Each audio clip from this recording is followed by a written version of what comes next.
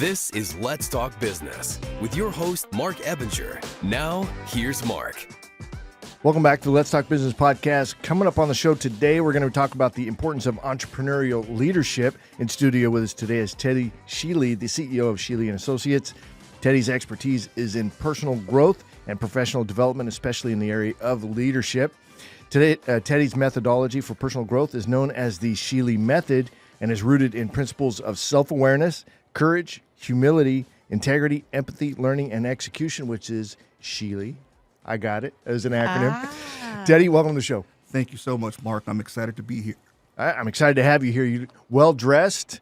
You got dressed up. This is your first podcast, you said, right? Yes, absolutely. I typically, when you're a consultant, you don't really get a chance to do the podcast as much, I think stay busy. That's a great way to get your name and your personal brand out there in front of people. Absolutely. I think it's smart. And our mutual friend, Heather, that's one of the things that me and her talked about. So I'm excited to be here, and I appreciate you guys for having me. You bet.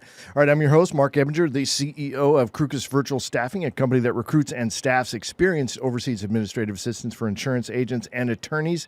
If you're curious about the most common tasks that virtual assistants are doing for businesses, head over to our website at crucus.com and grab a list of the top 20 tasks that VAs are doing for businesses like yours. The link is in the podcast description. And I'm your co-host, Jenevy Sims with the Evolve Firm, where we help business owners create marketing strategies to help evolve and elevate their business. You can find out more information on evolvefirm.com.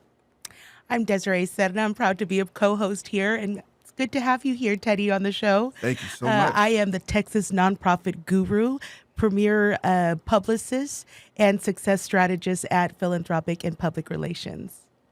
And you got speaking engagement coming up soon, right? I do. I was very honored to be called by LULAC. So that's a pretty big organization. It's the largest Latino-based advocacy group in the United States, founded here in Texas. And I actually did speak at their national convention this summer in Las Vegas. And they've graciously asked me to, which I've accepted, to keynote their, it's the LULAC National Education Center in San Antonio, their Education Awards Gala. And as you know, I was in higher education for over 10 years. I was a professor for 10 years at Vista and at UTSA in their master's program of public administration. So with the nexus with education, they asked me if I would be willing to keynote. And I said it would be my pleasure. Now, when is that event? That's this Thursday. So this Thursday at Estancia Hotel. Okay. Where's this? Is it downtown? Estancia is actually by the airport. It's like by North Star, if I'm not mistaken. Yeah. Yes. It's a lovely hotel. As a matter of fact, with Breaking Down Walls with Lenny Walls, we've hosted a conference there. So it's a lovely venue. All right, cool. And it's not downtown, which means parking's a lot. Exactly. Parking will be free. Yeah. See, you got to say that, yeah, right? That's always the cat right. So look up LNESC San Antonio, and it's going to be a wonderful evening. All right, awesome. Well, congratulations on that keynote. Thank you. All right, quick reminder to follow the Let's Talk Business podcast on all major podcast platforms and social media, where you can catch video versions of the show, which is my favorite way to watch it back. You can get to everything easily from our website at satalkradio.com. And just a quick update, so we had a guest on, Aiden Stiles, back a few weeks ago. One of his clips is over 2.1 or 2.2 million on Instagram alone. I love that. Wow. Yeah, so he's crushing it out there. I was at a Christmas get-together over at his place this past weekend, and a lot of folks there, but that's kind of neat to see the show have that kind of impact. So Absolutely. that was about solar. So we actually are setting up a follow-up. We're going to have a solar company owner on and Aiden on. Very cool. Yeah, we're going to do a little, let's dig a little deeper and find out the pros and cons and, the position of each party. And, because obviously the solar guys believe that there's a lot of benefit to having solar. And then Aiden's position is it's not a good investment because it takes too long to get your money back out. Plus there's risks associated with it. So. And that unknown factor is always there. Yeah, it is. So anyway, that'll be coming up probably February or March. We're booked out quite a ways, but I'm excited about going over that. All right, so Teddy, tell me a little bit about your background. I know you're in the military, and then what led you into your career where you're at now with leadership training? Well, everything, Mark, first of all, thank you for having me on the show, but to answer that, everything starts with ambition, drive, and motivation. So I think for me, more than anything, I was in the military, fresh out of high school. I was able to pay my way through college through the military. So I saw the benefit of the military as far as me as a person at that time. But just like our lives change, evolve, I evolved and my principled thinking evolved. And most of what we did operationally in the military, once I was at that age of thinking about retirement, I was thinking that'd be a great thing to bring to civilian world, that opportunity to learn leadership, to digest those things that for me are second nature. Operationally, the things that we do having to think at the blink of an eye. So I retired from the military in 2019. And in retiring, I was like, I don't want to work for anybody else again. I kind of want to build my own foundation. I had been doing public speaking here and there, had been doing a lot of consulting as far as the nonprofit arena. But what I really wanted to do was turn that into a profit. And my first concept of doing so was something I created called the Circle of Growth. You spoke on my methodology, Schiele method. Well, part of the Schiele method is the Circle of Growth encompasses the Schiele method and the SUM approach. And those two collectively focus on personal growth and professional development. And I feel like when you look at a business, you may have a person who had the liquid assets to start a business, may have the investing, or just had a great idea that developed into something special. But that doesn't mean that they're a leader. That doesn't mean that they were taught how to properly lead other people to leave as a service position. And I feel like a lot of corporate America is missing that service attitude, that commitment to the public. So in incorporating my Schiele method into personal growth and my Achieve method into professional growth, creating the Circle of Growth was something to where I feel like a person can work on those things, both personally and professionally, that are important to them. And at the same time, you have people who've written many books and they tell you about self-improvement, or they may tell you about business improvement or professional improvement, but there's not many concepts or methodologies out there that focus on cultivating both personal and professional growth at the same time. I wanted to do that not only for myself, because coming from where I came from, those things are very important. Poverty around you, you have to think really quick, but not only do you have to focus on your personal growth, but that professional, how are you selling yourselves and the opportunities that are in front of you? Imagine when there are not many opportunities, how do you hone that personal and professional level of excellence to where someone actually sees you? Because that's the concept of true success, right? Being noticed. What's the number one benefit of having good leadership skills? For me, Mark, that's a great question. I think that when you go into something, a person has to say yes or no. And when you're a leader, you have to get them more likely to create a metric of success to say yes more than no. So understanding that people have motivators. There are things inside of us that inspire us to move. Not just, hey, you do this, or hey, you better do this because I'm the leader. No. Most people need that personal touch, that when you were in your field of protecting in the past, before you did this, I know you know this personally, that it's very important for us to really dig deep inside to pull out what's important out of each and every person that's in front of us. Because it's not how well we do, because most of the time in leadership positions, you're not doing most of the heavy lifting. Well, I think that it's really interesting that Teddy is, or I think it's great that Teddy's working and honing in on leadership. Mm-hmm. There's a big difference between leadership and management, and this is something that's discussed quite a bit. Leadership is visionary. It's about building a team. It's about building a future. Management is about operations. And too often what we're seeing are managers that are trying to lead. And I love that Teddy is really what he does is he really evolves a leader. Absolutely. You have to know how to lead a team. Absolutely. Not just operate an organizations. Those are two totally different concepts right there. So, but let me draw this to, because I'm a very simple person, right? I like, ultimately it's the outcome that matters. Right. So the point A to point B here is when you have leadership skills, then you motivate, Yes. right? You bring it out from inside the people that are working with you to go and do the Absolutely. work. Therefore, you get a better service, a better outcome. That's kind of what I'm getting. They want your team will want to emulate you, right? You're gonna connect them. If you're an effective leader, Absolutely. you know how to connect people with the mission of the organization. You know how to build a team. You know what the vision is. If a leader doesn't know their purpose, it's a moot point to have a business, to be Absolutely. honest. You're going to be on a hamster wheel. So when somebody comes to you and they're wanting some of this training, right? What's their mindset when they're coming to you? That they're perfect and that their workers or their employees aren't motivated for whatever reason. They could think of 1,000 reasons. So what I do, Mark, is I give them what I call a climate survey, where I check the temperature of that organization. And I give it to 3 levels. I give it to the CEO or the owner. I give it to his executive board, and then I give it to the members. And most of the time, I tell you, they all 3 have a different perspective of that business. And it starts from leadership. You know, you give a simple question like, does everyone here feel motivated to come to work? The owner may be like, yes, indeed. You know, his management team like, yeah, pretty much. And those people that work for him be like, heck no. It's a war zone out here. And if you don't check the temperature, that's why I call it a climate survey. If you don't check the temperature or the pulse of your company, you really don't know what each or every individual will feel. And that is incumbent on your leadership. Everything, well, in the military, we had 2 ways of doing things. We had the operational flow and we had the execution.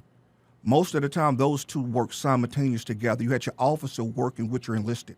So you're working hand in hand, and you have to, whether you like each other or not, form that symbiotic bond, and that transcends down to leadership. So at all times, you have the pulse of your team. You know exactly what they're feeling, what they want, what they need. You know when to allow them to take a break. You have these things at hand, you know? So that's a great question, Mark. And so, can you tell us a little bit more about this book that you've written? When was that moment where you just said, you know what, I need to translate this into a book? Well, for me, my brother and I talk all the time, and he's 14 years younger than me. He works for the state capitol in Baton Rouge, and I'm really proud of him. But we talk every day, and one of the things he always does is he says, Teddy, you're a leader. You need to put a PDF out there to the world. Just show them your systematic flow. He said, man, it's like nothing I've ever seen. So he convinced me to just create a simple PDF. And it was the term I use now, circle of growth, but it just had 3 steps: personal growth on it, professional development, and business process improvement. And it did really well on the internet on my website. And my brother's like, I think I undersold you, Teddy. You need to write a book. And so just instantaneous conversation on the phone, processing it, and mapping out what I wanted to write about, which was what's near and dear to me. Many people don't get an opportunity. When you look at where we are in America right now, 60% of us have ambition but never opportunity. That's about 60% of America. So I wanted to write a book to everybody in America, but especially to that 60% that have an ambition but feel like the world is not giving them a fair chance, not giving them a fair shake. I wanted to teach them something that a lot of mentors taught me a long time ago, and that is very, very important. If you don't have finance, if you don't have resources, if you don't have those things, build a system. Understand the system. And I know, you spoke briefly about it Thursday, but the difference between a framework and a methodology, a framework is we measure the success of it. It's calculated. You go from point A to B to C to D. When you're dealing with a methodology like what I've built with the Circle of Growth, it's shaped toward you, the person, not necessarily just you fitting a system. I think that's the problem with America right now. We would all agree. Not fitting a system, but understanding that system must fit you. You must cultivate your personal, professional, and your business insight or ambitions all at the same time. And I feel like that's what makes my book different than some of the other books that are already written, because it talks to everybody and it shows us where we're at, not based upon our investment pool, not based upon our ability to turn liquidity into business, but our ability to simply dream, to be ambitious. And those 60% of America, those who I speak to when I talk like that, or I talk about that. What's the core message to somebody who's sitting around saying that they don't have opportunity? The core message is method. And when I look at, there were maybe, let's just say when I started the military, there was about 300 of us that started together. And we didn't know what to do. So we all hung a wall. We hung on the wall and sit back and kind of watched everybody. Then you have 10 or 12 that wanted to reach outside of that norm around them, those 300 people. You're wondering, what's next? Let me go grab a broom. Let me go grab a mop. Let me go work. Let me do something while I'm wasting my time. So the elders in the military, those that have a little bit more experience, they see you and they notice those things. They pull you to the side and they show you how to get to that next level. It's a system. It's a methodology. So it's important for a person to just understand their steps. Everyone wants instant success, to be like, bam, I've created a podcast and it's as successful as Marc. Now, Marc had to work for this. It's about a system, a methodology, knowing that you measure where you need to be at step one. And that's in personal growth. That's understanding just your self-awareness. And you transition up to what's important to you, what's important to those around you, and to cultivate those relationships that mean the most based upon your own growth. And people will see it and inspire others to change as well. So who's primarily calling you for your services? Is it the leader, like a CEO or a executive director or a chair of a board? Who is the client that's calling for your services? Well, honestly, those are the people that I'm in a room with, being here, a part of the San Antonio Chamber of Commerce. So we get a chance to exchange ideas all the time. But the people that reach out to me the most are those just joining the workforce. This new generation, I'm going to tell you, they've made me a very successful man. Most of my revenue come from these young people. Millennials millennials and younger, their target audience right now. All right, but explain that, because look, I hear a lot about how millennials are lazy or whatever, and it's all these. It's a lot of negative talk about that. They don't know how to work like Gen Xers or whatever. Right. But so explain what you're saying. They're actually coming to you and they want help, and you're able to help them. And you have to understand them. And I'm a parent of young children now. I started a little bit older, so my children are relatively young. But you have to understand these guys right now. Whereas in Gen X with us, it was about, I'm going to show you what I can do. With these guys, you have to show me why I need to listen to you. And if you don't have a message that conveys to them, think about it, they're getting millions of different ideas coming at them at all times through social media, through the internet, through the phones, through the TV. Everything is giving them instant information. So right now, they've cross-checked. You may not know it. You may think of them as unintelligent or lazy or bums. No, they've already processed everything you say, and they processed it a lot faster than you, and they don't really feel like they can move forward with you as a person. So when you see the stubbornness of a lot of them, or why they're not reaching out to some of the books that inspired me, is because they want to see a different way of thinking, a different way of cataloging. So let me challenge that again, too, because you got Gen Xers who are going to say, well, look, they need to conform in order to be successful. But that's not the truth of it, I don't think, because there's a lot more of them than there is of. But Gen Xers we're in control of a lot of the the businesses and stuff like that. What's your message to Gen Xers then? Well, listen, I had to conform myself. I was an executive director at a research company, and my leader at the time, the CEO, was a person that allowed us to be real hands-on at times and as far as that growth. So I had a chance to work with a lot of the people that were on the phones, had a chance to work with the recruiting team, had a chance to work with the marketing team. And their message to America is, America, you have to change. We won't. It's more of us. And it's not a disrespectful. I used to think it was really disrespectful because I'm a Gen Xer. It's yes, sir, no, sir. But no, it's just a level of commitment to, I was born believing I'm excellence. You have to respect me as such. And so a product like mine, it resonates with them because it resonates with them. You're not a product of excellence based upon these simple tasks of having money or these simple illusions of clothing or things like that. They don't care about that no more. It's about what can you resonate with what they're thinking, with that feeling. Inspiration, right? Inspiration. Well, You I gotta will inspire. say millennials, before baby boomers were the largest demographic segment, right? And we know that right now there's mass exodus when it comes to careers and Yes. professions and leadership. Millennials are actually the largest demographic segment in the United States. And if you aggregate that, the millennials and Gen Zers, point. that's a lot of power right there. So I will tell you that a lot of my base are younger millennials. I'm transgenerational, okay? Right. I identify as a Gen X, but technically I'm a millennial. So I am a So you have the millennial. insight. And I do. And working with them for so many years in higher education, I will tell you they have wonderful leadership qualities like compassion. Compassion is one of those marquee leadership attributes. If you look at research, compassion is one of those key components of being a leader.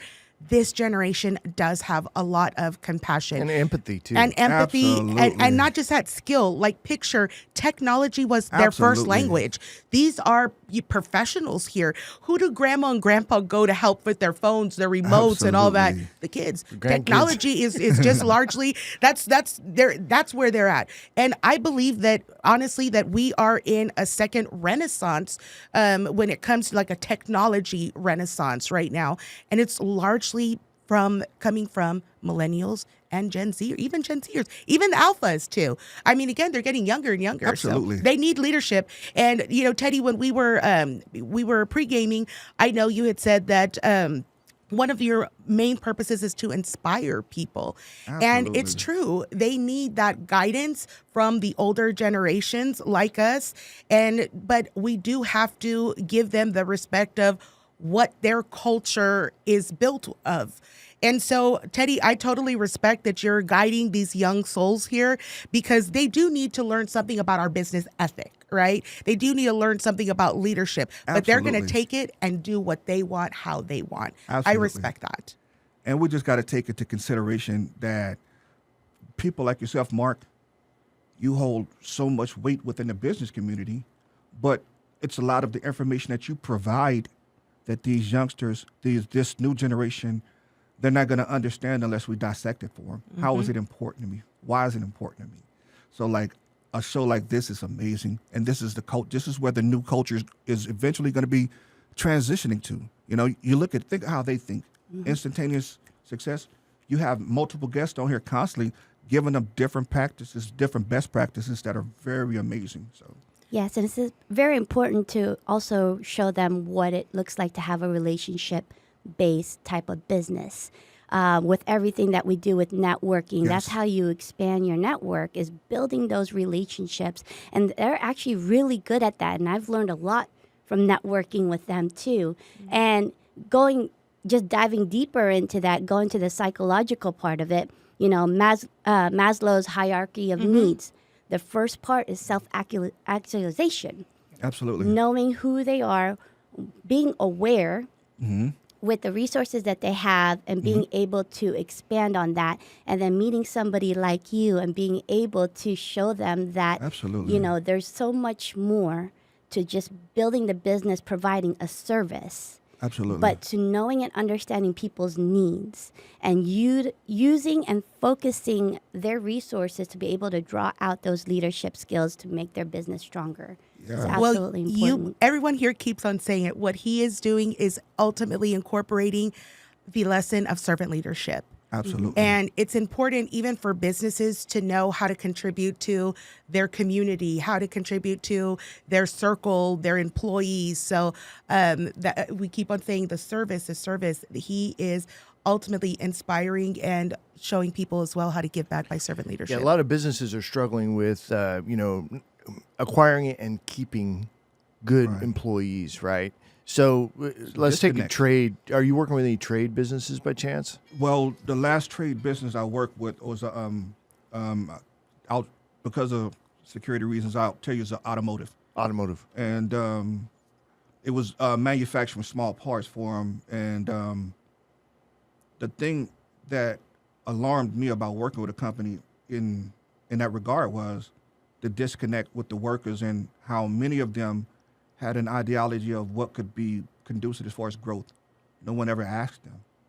And so that's one of the first things that I went Growth over. of the company, growth of them individually. What do you mean by growth?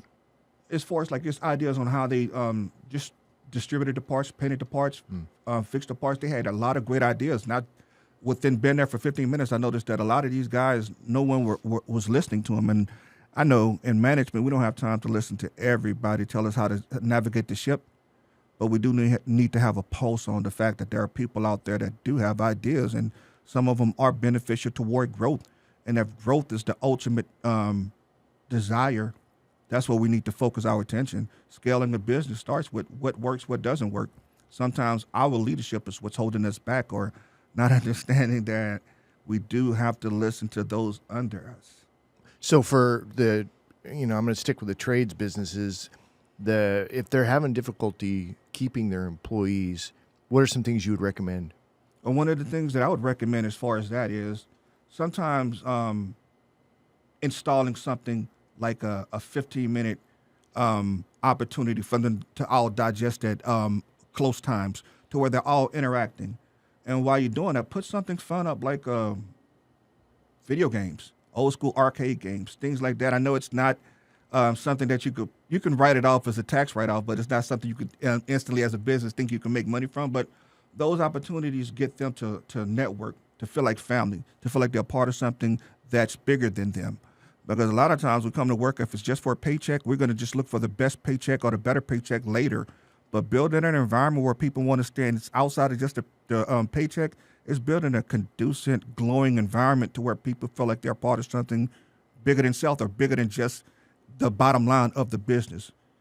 So. I've heard it said before, and this is a different context, but I think it applies, is that when you focus on money, it's like undercutting costs, stuff like that, pricing and stuff like that. It's a race to the bottom. Mm-hmm. Well, with respect to employees who are just focusing on the dollar, right? They're looking to race to the top just based on money, but it's actually a race to the bottom when it comes to the quality of the working environment. Because you lose somebody who's been around for 5-10 years. Absolutely. That's a big deal. I see that in NFL a lot, where somebody who's been a leader on the line, like defense, they're the leader of that. And if they go, there's a huge vacuum that goes in there. Instantaneously. You wonder how did one person, he wasn't physically contributing to that much success, but the mentality that he brought, that toughness, that ability to look around. And let's be honest, all of us don't process things at the same pace.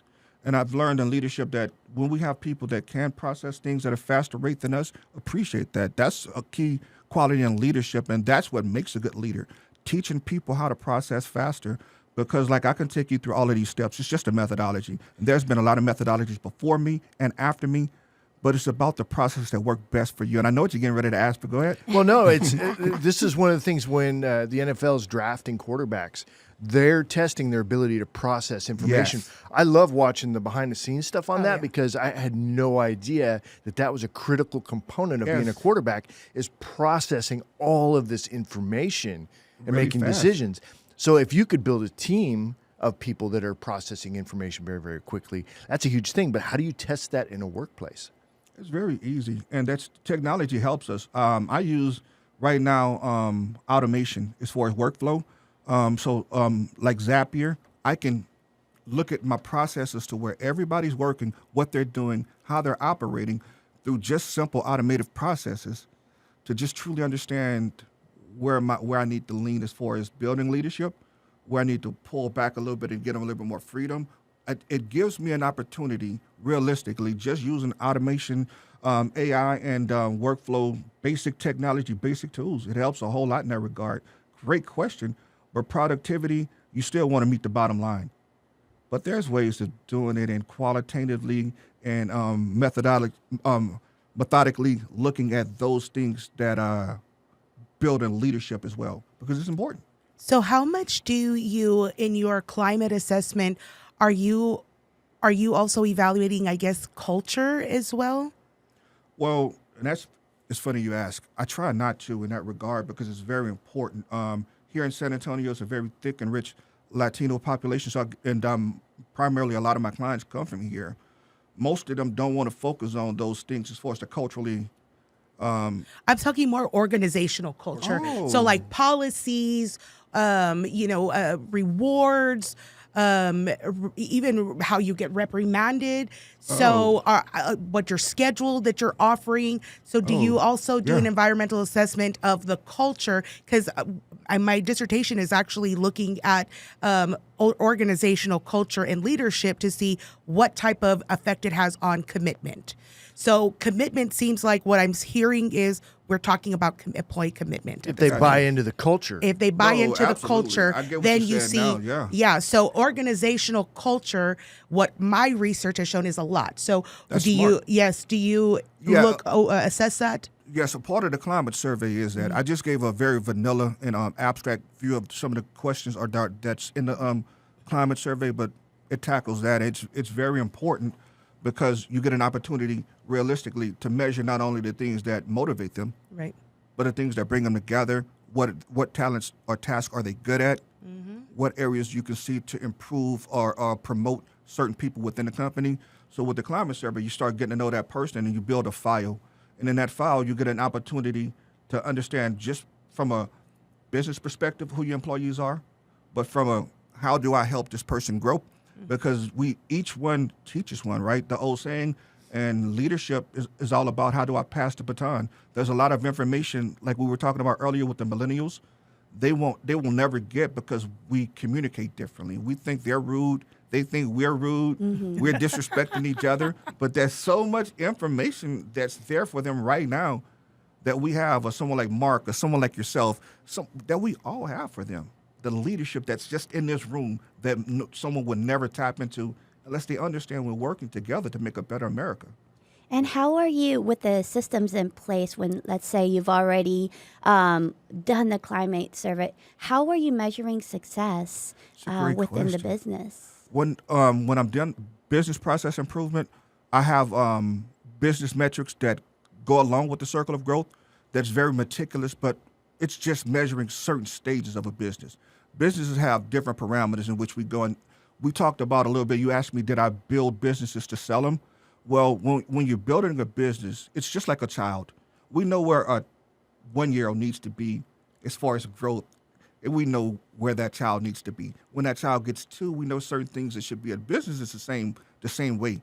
So in understanding that, we can measure your business in the process of growth by other businesses like it, by other locations in the area, by how other business owners in that area operate, how you're connected to the city, what organizations you belong to, how do you, like you were talking about, and all of these things are measurables.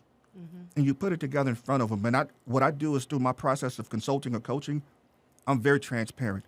As we go through these things, I'm showing you these things. Most of the time, you're writing it down, so I'm not writing it for you. So the negatives you see in the leader that's in front of you that's manifesting on paper is the negative that you bring every day to work. It is very important for you to understand as we're transitioning in each person. Initially, what most companies do, I'll talk to one leader, and that leader will go through my consulting or my coaching, and then they'll be like, you know what? I want you to go through it with him because I don't know if I'm what his notes or his measurables say I am as a leader. And another person to go through. Before you know, I've went through the whole executive team, and they're all looking at it like, you know what?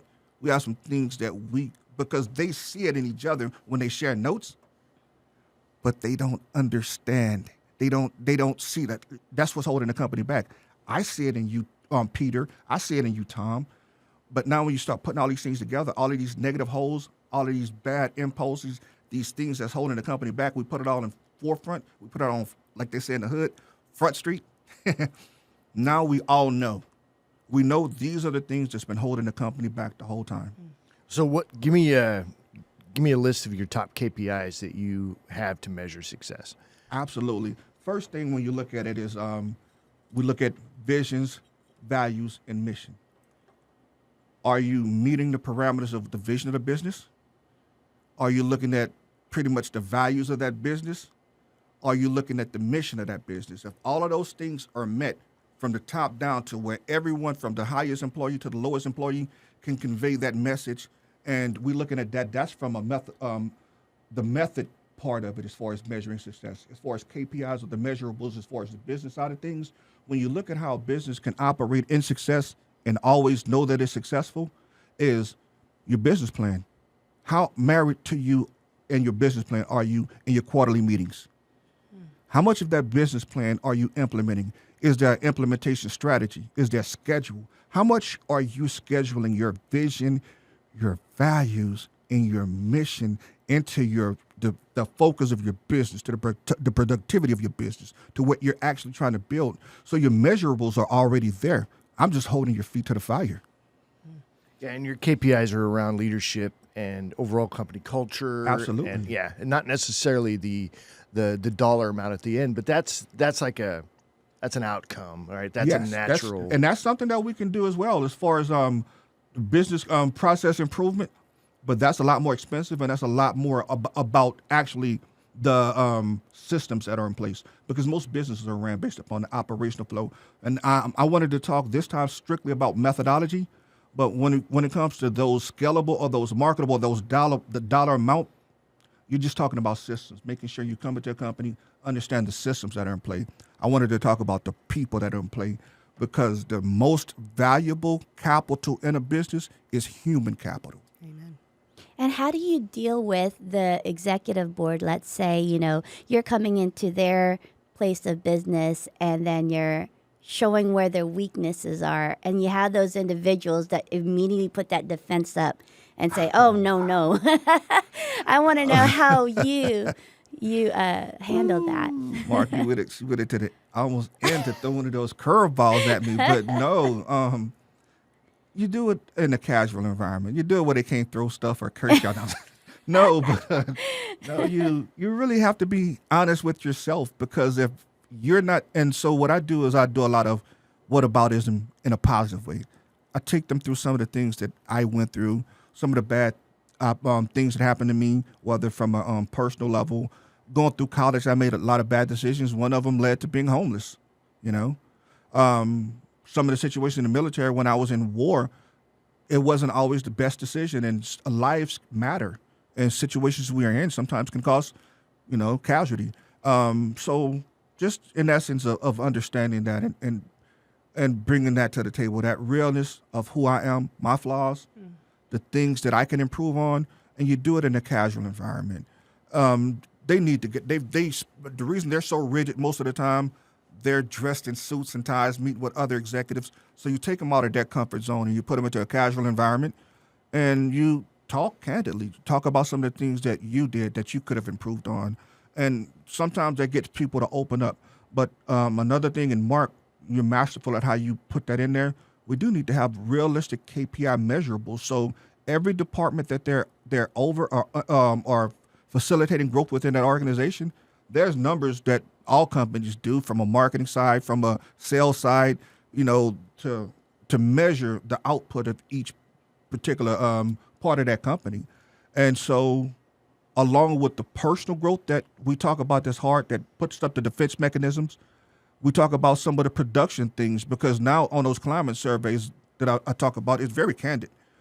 Is this person leading you properly? Do you know? Really candid questions. So they have all of this data in front of them. Whether they want to believe or admit that it's true, that's on them. Let's talk tactics for a second. So I'm thinking, if I'm going to go in front of a board of executives, or, let's say we've got a half a dozen, right? Right. I think tactically I would want to have some advantage there, right? Which I like the idea you're putting them in an environment that's different. Another one, though, is I'm thinking, do you test their personality before you meet with them? Because then I know Desiree is this type of personality. I need to come at her this way. Right. Do you approach it that way? Do you do a personality The test? Myers-Briggs is one of my favorite. I love Myers-Briggs personality test. Absolutely. But with that one, I incorporate something similar to it. But what I do is just ask a series of questions. And to be honest with you, that's a part of my automation process.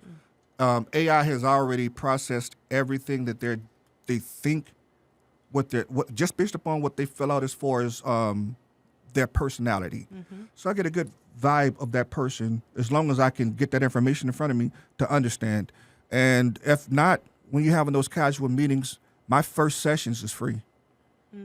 So we're in an environment to where you're not used to being. It's free. And most likely I'm going to pay for the dinner. Now we're going to talk. And that first time talking, if I can't get that algorithm from a computer on how do you process, I'm going to pick your brain a little bit, and I'm going to learn how you process So it. it's free, but it's for you. It's Oh, a tactical absolutely. advantage. Yes. Yeah, Absolutely. It's a scouting mission. You I gotta like be that. ready. You gotta be Absolutely. ready. And they're thinking at that moment, oh man, he's the consultation was free, and he fed me. Good feeling, right? It's a win-win. Let's talk about some of the most obvious reasons people in leadership positions fail. Oh my God, that's very easy. I study you a little bit, and I see where you were open about the transition you made and why, especially with the virtual assistants and things of that nature. Well, I could see, just following you a little bit, the things that you were passionate about. And it seems like you were very passionate yourself about providing a service that you feel was lacking. Yeah. It's in all of your commercials. So it's in everything that you broadcast. You want to provide a service that you see a real need for. Well, I look at it like that. That's life. So a simple answer is, in that regard, is we got to find what motivates each other and inspire that. And that's great leadership. Wouldn't you agree? Yeah, and certainly I see there's so many advantages to that. I don't want to get into a rabbit trail, but it's truly something that is infectious for me. Absolutely. I like talking about it. I like getting that perfect virtual assistant for that client because it just elevates what they're doing. And I love that. The only thing that I got to dig into sometimes is if things aren't going well, it's like I want them to tell me so that we can fix it, because it's always people. It's always just people. So if you don't have a good match, let's get that good match, because we literally get hundreds of applications for every job. So it's like we can find that right person, but it doesn't always match. So that's what I have to chase a little bit. Yeah. But I get the fuel to chase it because I truly am passionate about making sure that they have that perfect virtual assistant, because when you have that, it's almost like having the perfect spouse. Absolutely. It's just amazing. Because there's so many things that you forget to think about that they've already thought about for you. Exactly. My wife is my operations person, right? And she's Same. got my back 24/7, right? And it's like, and then I have Abby, she's my HR manager. Yes. She's got my back when it comes to that area of the business. And when you have that caliber of people around you, it just elevates you, and it's just so much fun. Too. It's funny you said that. If I'm being honest, my wife followed you before I did. Well, we need to have her on then. Right. And that's one of the things she told me, that she liked the way you operated. She didn't know that much about it and how it kind of mirrors what we do. She's my operations person. So she has me on the straight and narrow, and it's that accountability partner. For me, having an accountability partner is what a leadership coach is, what a consultant is, and the services you provide, and especially what you do. You have to have that, Absolutely. I'll tell you, I work with, a lot of people don't realize that a success strategist is kind of the end part of my title. And I really do help a lot of individuals facilitate different types of, mapping, narrating, figuring out your story, and leadership. And I will tell you, I've given Marc this compliment, is you build great teams. Yes. And a leader, ultimately, they have to build a great team. You can't lead yourself. You are leading a group of individuals towards a goal, and I think you do a phenomenal job of that. So for someone like Marc, that you see that he not just a leader in Let's Talk Business podcast, you're also a leader again in Crewcus, and always exploring other types of entrepreneurial opportunities. For a client like this, what type of approach would you have for Marc? Well, with a person like that, you got to go into it knowing that you're going to learn just as much from them as they're going to learn from you. So if you're going into it thinking that you can outwit them or out-intelligent them, that's not the approach you should take. You go in and find out what's the need. Yes. The common motivator, because for them to come to you to humble themselves in a position like Marc, if a business owner, and I've had business owners of your statute talk to me, it's a humbling experience because you're trusting me with your baby.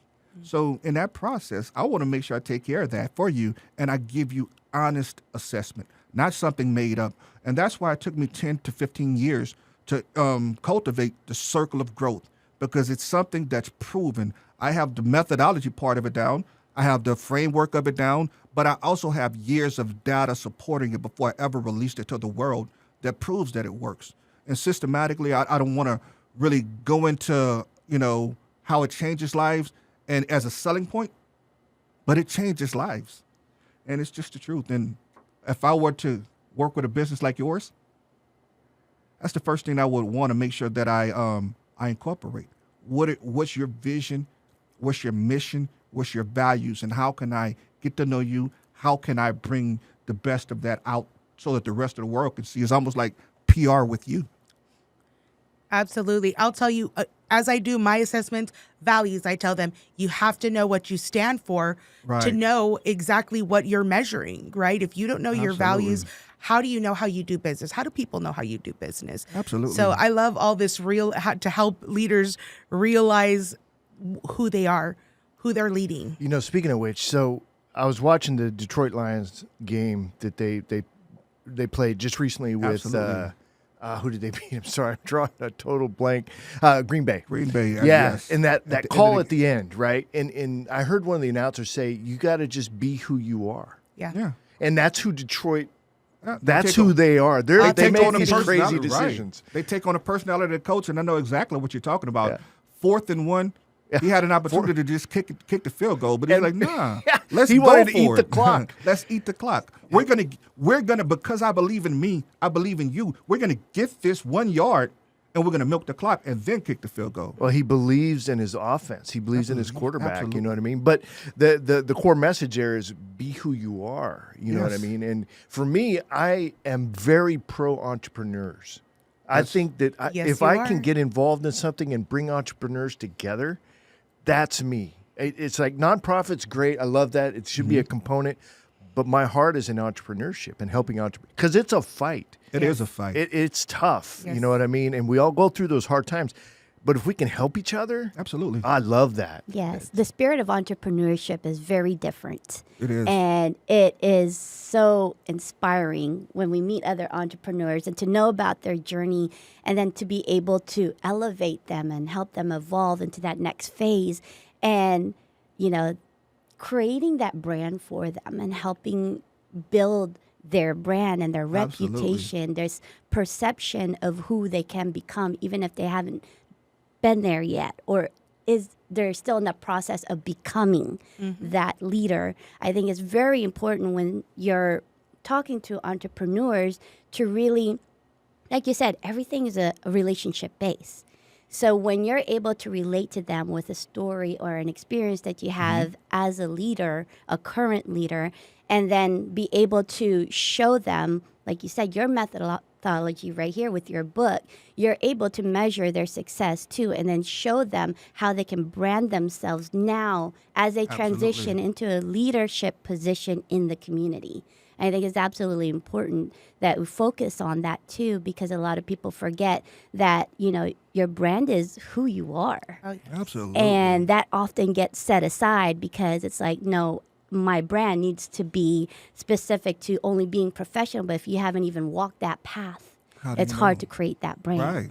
And another part of the passion for what I do on the VA staffing is because I see that, and I've experienced this, and most entrepreneurs probably have, maybe all of them, is you get so overwhelmed with the day-to-day activities that you can't keep your mindset on, you don't have the time to focus on growing the business, which involves branding. Branding is continually evolving. Oh, yes. Absolutely. As you're going through, because there's got to be new ideas on how you're going to get yourself out there and be relevant in your space. And if you're not well organized, then you don't have the time or the mental bandwidth to focus on continuing to expand your brand, to continue to expand your business and your opportunities.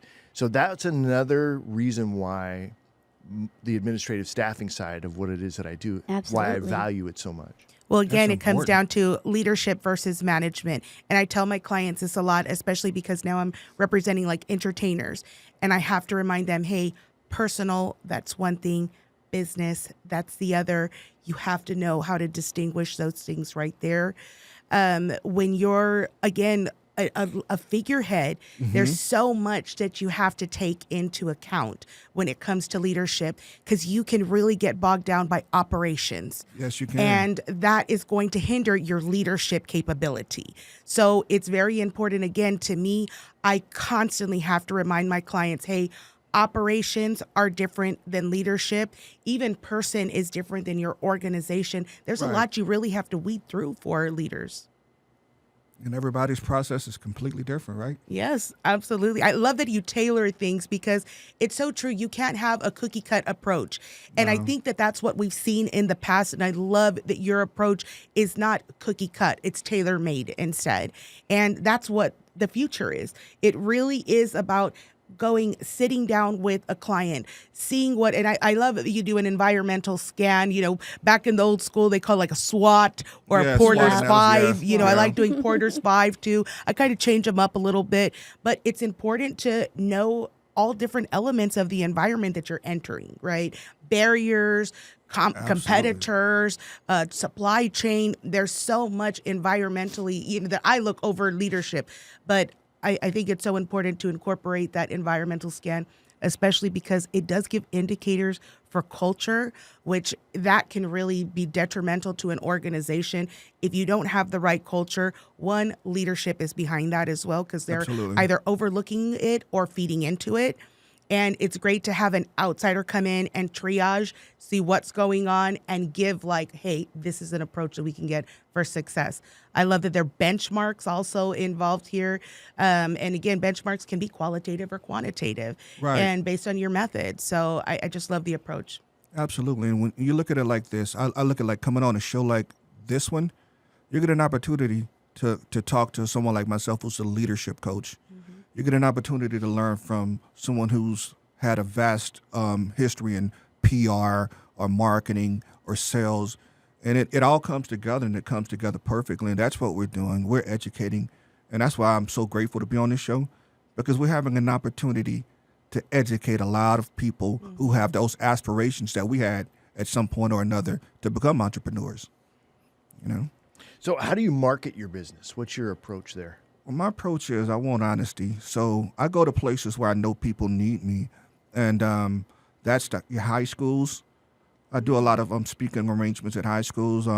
My target market is those transitioning from the military, because when you transition from the military, you've been in charge of life or death missions. You've been in charge of people. You've been in charge of so many operational decisions at a split second.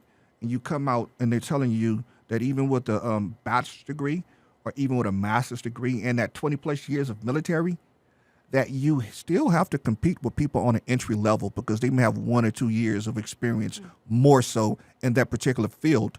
So for me, my target audience is those that feel underappreciated, underrepresented. Those people like me transitioning from the military with a master's degree, with 25 years of military experience, having been told that I have to compete against an 18-year-old who still lives with mom, and for me to get where I can benefit the company more, because this vast wealth of knowledge that I have is sitting in competition with an 18-year-old.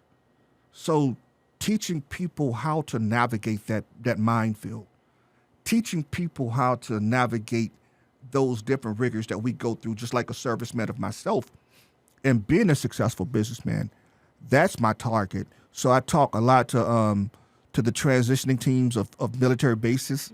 I find out who's getting ready to retire, and I try to make those my clients. I go to schools, high schools, where I see that ambitious young man that's been told the only thing he can do to get out of his neighborhood is play basketball. And I said, not so fast. Have you ever read Rich Dad Poor Dad? Have you ever read Traction?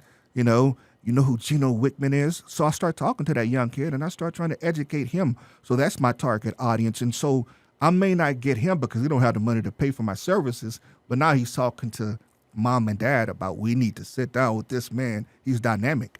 So my audience is and because I do have quite a few people that reach out to me and need these services, I can be very selective in who I talk to personally and who I commit my time to. And it's not necessarily just about the money, but where I feel like I can have the biggest impact. I've made my success. My books are doing really well.